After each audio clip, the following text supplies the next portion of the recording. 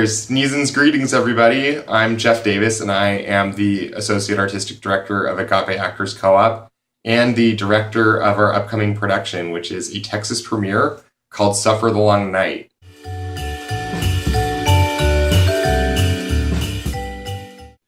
Suffer the Long Night is a backstage comedy, and it is written by Greg Gelina and Mary Ruth Clark. They are the co-creators of Meet the Parents.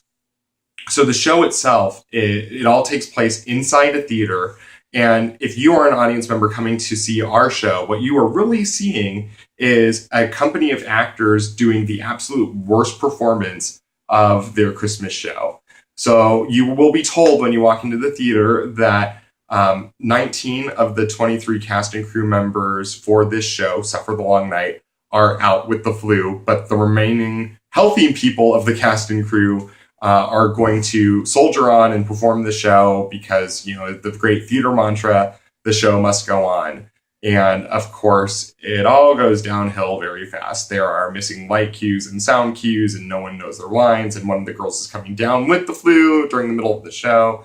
And it's just a mess of great, silly farce and slapstick moments that just go for a full 2 hours. So there's no message. You're not going to leave the theater thinking anything great or profound about humanity. You're just going to think, gosh, that was a great show. And if that's all you think when you walk out of the theater, I will be very happy.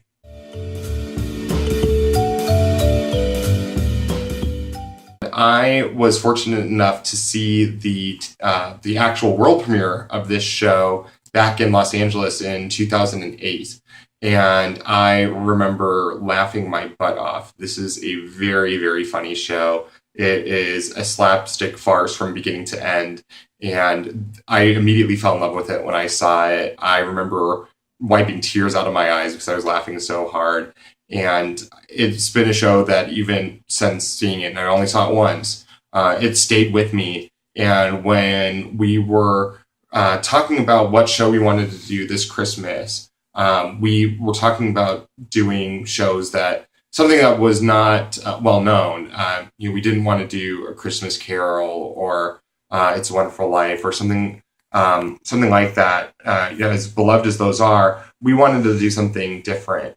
And I came to Olin Meadows, the artistic director of Agape, with this idea, and I said, okay, I have a hard sell for you. This is a show that no one knows. It's only been done once. And it's not even licensed. I mean, we'd have to talk to the authors of the show to do it. But I really want to direct it. And it's funny. And I think our audience would love it. And Olin immediately said yes. And I contacted the writers. And they immediately said yes. And since then, it's just been a dream come true to work on this show.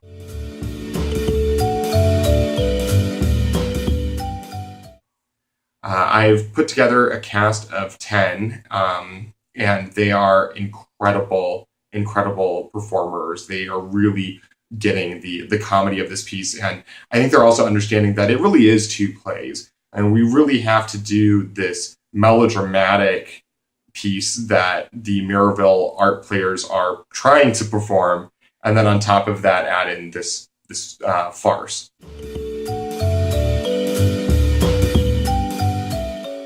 When I was about 12 years old, I was in a production of Peter Pan, and I was cast as Michael, who's one of Wendy's little brothers. And the roles of the brothers, they really have some great material in the beginning of the show, and they get to fly, and we actually were in a theater that could fly people, which was an incredible experience. But really after that, there's really not much for them to do in the show. So I'm getting to the theater on opening night. We had a triple cast. So there were other boys that were going to be playing my role later in the week. But I, for whatever reason, got opening night, which was incredible. And the whole day, I'm not feeling great. I kind of figured, butterflies in the stomach. This is the first time I had a major role in a show.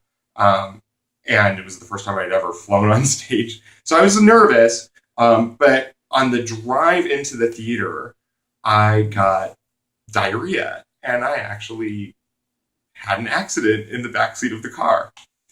So my parents asked me, are you okay? Do you still want to do the show tonight? Or do you want to see if one of the other guys can do it? And I'm thinking, it's opening night. I'm not going to let anyone do opening night. So I say, no, I'm fine. I'll go on. Get to the theater, keep my shorts on, put the harness on for the flying effects, and then put my pajama suit on over that, because Michael's wearing pajamas the whole show. And it's hot, and it's like an hour before we start the show, and I'm just lying down in the dressing room, and I think I'm getting a fever. I'm not saying a word to anybody. But the whole time I'm thinking in my head, in an hour, I'm going to be in front of about 1,000 people flying. And what if I have an accident midair while I'm flying at the very beginning of the show? That's what people are going to remember. That's what they're going to remember me for. And I was terrified. Luckily, the show went on without a hitch. I did not have any issues. And actually, it was a one-day bug. So by the next day, I was fine. But it was one of the most terrifying experiences I've ever had on a stage. I was so terrified and paranoid that something bad was going to happen. But it is a memory that I will have for the rest of my life. And, I think I can guarantee you that as many mishaps happen in this show, they're all planned. And none of them will involve a person flying above your head with explosive diarrhea. So with that said, please buy your tickets to see Suffer the Long Night, and check back every Monday for another one of these Sneezons Greetings videos from the cast and crew. Thanks, and have a great day.